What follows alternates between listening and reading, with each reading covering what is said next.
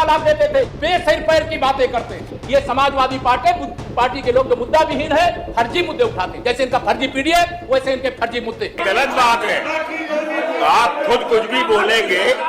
सच सुनने में जिसके अंदर सच सुनने का साहस नहीं होता है, माननीय सभापति जी, आप सुन नहीं सकते हैं। ये आरक्षण में बेईमानी करने वाली सरकार के रूप में 2012 से 2017 में रही है। पिछड़े वर्ग के आरक्षण में डाका डाल करके ये एक जाति को पूरे आरक्षण का लाभ देते थे, एक वर्ग को आरक्षण का लाभ देते थे।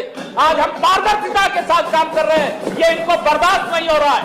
कोई भी गड़बड़ी किया पता करके, जांच करके, दोषी के खिलाफ कार्रवाई करके आरक्षित वर्ग जो 60% है, 27% पिछड़ा वर्ग, 21% अनुसूचित वर्ग, 2% अनुसूचित जनजाति वर्ग और 10% सामान्य वर्ग के गरीब का आरक्षण कोई छीन नहीं सकता। ये हमारी सरकार की गारंटी है। ये मैं सदन आपके माध्यम से माननीय सभापति महोदय कहना चाहता हूं। ये समाजवादी पार्टी एक ऐसी पार्टी है जो सांप नाद का रूप धारण के सबका आरक्षण खा जाती है। और ये इसका इनकी जब सरकार थी, अभी भी माननीय सभापति जी, ये नकल माफिया तैयार किए थे। ऐसे स्कूलों को सेंटर बना देते थे जहां कापियां लिख दी जाती थी, प्रतिभाशाली रोते रहते थे और उन प्रतिभाशाली बच्चों के लिए लड़ाई लड़ने के कारण में विधायक के रूप में समाजवादी पार्टी सरकार के खिलाफ आंदोलन किया था, जेल गया था। और यह समाजवादी पार्टी मुंह दिखाने के लायक नहीं है। ये आरक्षण पर बोलने का इनके पास नैतिक अधिकार नहीं है।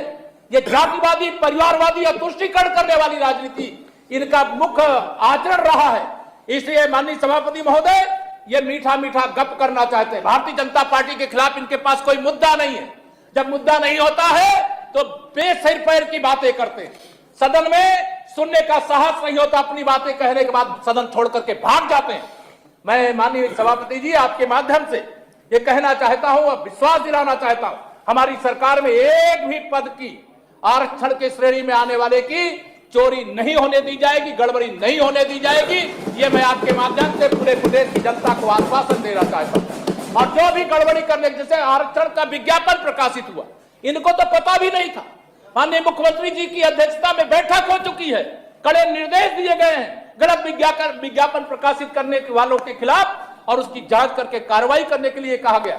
आज आपके पास सदन में आने से पहले मैंने भी बैठक ली थी और बैठक में स्पष्ट कहा है कि विज्ञापन में जब प्रकाशन हो तो इस बात का हर हाल में ध्यान रखना चाहिए कि आरक्षित श्रेणी का जो आरक्षण है वह उल्लिखित रहना चाहिए।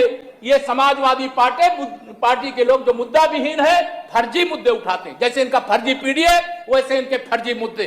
इनके परिवारवाद, इसकी धज्जियां उड़ गई है। माननीय सभापति जी, अभी बिहार में चारों खाने चित होकर के आए हैं, चुनाव में कहीं ठहर नहीं पा रहे।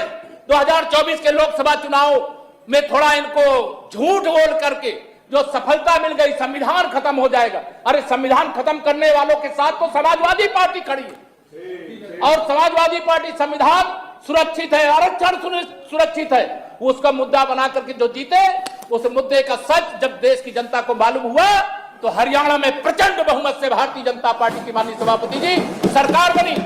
दिल्ली में अरविंद केजरीवाल का समर्थन करने के लिए श्री अखिलेश यादव गए थे, लेकिन वहां भी प्रचंड बहुमत से भारतीय जनता पार्टी की सरकार बनी। माननीय सभापति जी, ये महाराष्ट्र के अंदर, महाराष्ट्र के इतिहास की सबसे बड़ी विजय भारतीय जनता पार्टी गठबंधन ने प्राप्त की। और अभी बिहार में तो ये चारों खाने चित हो गए, इनको अब रात की नींद गायब है, मानसिक संतुलन बिगड़ गया। अखिलेश यादव जी से लेकर के इनके सारे सदस्यों को समझ में नहीं आ रहा है क्या बोलना क्या नहीं बोलना। मैं तो ये कहूंगा कि श्री अखिलेश यादव जी सहित समाजवादी पार्टी के सभी सदस्य बढ़िया डॉक्टर से इलाज करा ले, अपना दिमाग ठीक कर ले, क्योंकि जनता भारतीय जनता पार्टी के साथ है, आदरणीय मोदी जी के साथ है, आदरणीय योगी जी के नेतृत्व में भाजपा के साथ है। और 2027 में 2017 से भी बड़े बहुमत से जीत करके फिर हम आने वाले हैं। मैं आपके माध्यम से कहते हुए जो नियम 105 के अंतर्गत इन्होंने सूचना दिया है उसको अग्राह्य करने का मैं आपसे अनुरोध करते हुए अपनी बात को पूरी करता हूं।